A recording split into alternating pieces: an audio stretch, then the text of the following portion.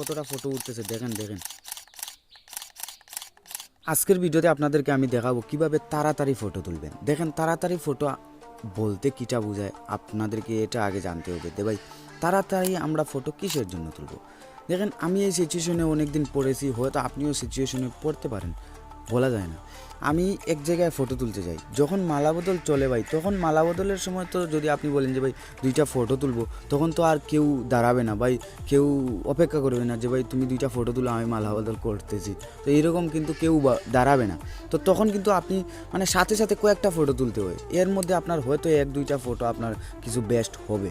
তো গাইস, এই সময় তাড়াতাড়ি কীভাবে ফটো তুলতে হয় সেটাই আপনাদেরকে আজকে আমি এই ভিডিওতে বলবো। বা আরেকটা বিষয় হচ্ছে তাড়াতাড়ি ফটো মূলত বিষয় যে ভাই একজন এক জায়গা থেকে লাফ দিচ্ছে, তখন আপনি কিছু মানে তাড়াতাড়ি 2-3 সেকেন্ডের মধ্যে 10-12টা ফটো কীভাবে তুলতে পারেন সেটাই আপনাদেরকে এই ভিডিওতে আপনারা জানাবো। দেখেন, তাড়াতাড়ি ফটো তোলার জন্য অবশ্যই একটা মুড আছে, সেটা হচ্ছে স্পোর্টস মুড। এই যে দেখেন, সেটা হচ্ছে স্পোর্টস মুড। এই মুডটা নিয়ে আমার আরেকটা ভিডিও অলরেডি আছে, কোন মুডের ছবি তুলবেন স্পোর্টস মুডে। এই মুডটা দিয়ে কিন্তু তোলা যায়, বাট এই মুডটা আমাদের অনেক অসুবিধা যে ভাই আমরা মডিফাই কালার করতে পারি না, বা আরও কয়েকটা বিষয় আছে এইগুলা দিয়ে আমরা এই ধরনের কাজ করতে পারি না। তো অবশ্যই তাড়াতাড়ি ফটো তোলার জন্য একটা সিস্টেম আমাদের অবশ্যই বের করতে হবে, না হলে কিন্তু হবে না।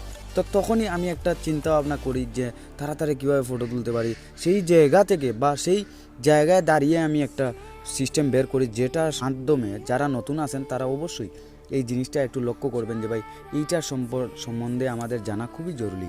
জানার ফলে আমাদের হবে কি, আমরা এই সিচুয়েশনে পড়ার ফলে আমরা কিন্তু ফটোগুলো খুব তাড়াতাড়ি তুলতে পারবো, অ্যান্ড আমরা আমাদের এক্সপিরিয়েন্সটা তুলে ধরতে পারবো সেই সময়।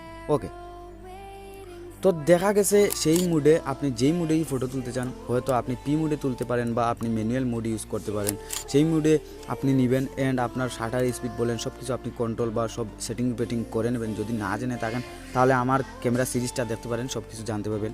এখানে সর্বপ্রথম আরেকটা বিষয় আছে, অটো অ্যান্ড ম্যানুয়াল ফোকাস। তো ভাই এখানেই মূলত আমাদের তাড়াতাড়ি ফটো তোলার মেইন বিষয়টা। দেখেন, আমি যদি এটা অটো ফোকাসে থাকে তাহলে যেমন ধরেন আমি স্ক্রিনটা যদি জ্বালিয়ে তুলি তাহলে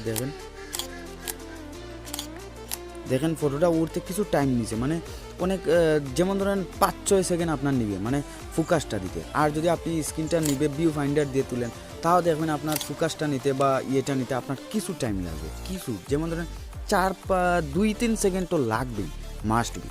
তো এখানে আমরা অবশ্যই ম্যানুয়াল করে দেবো যদি আপনি তাড়াতাড়ি ফটো তুলতে চান।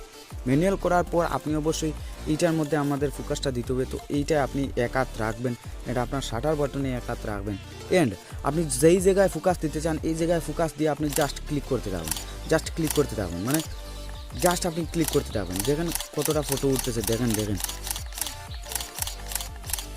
দেখতে পারতেছেন মানে কতটা ফটো উঠে গেছে। মানে আপনার 10 সেকেন্ডে প্রায় আমি 20টি ফটো তুলে নিয়েছি। দেখেন 10 সেকেন্ডে প্রায় আমি 20টি ফটো তুলেছি, 20টি ফটো।